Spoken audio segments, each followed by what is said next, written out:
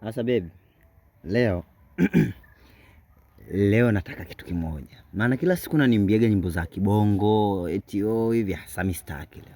Wewe si umeniambia umesoma Nimesoma hadi form 4 jamani. Sasa sawa.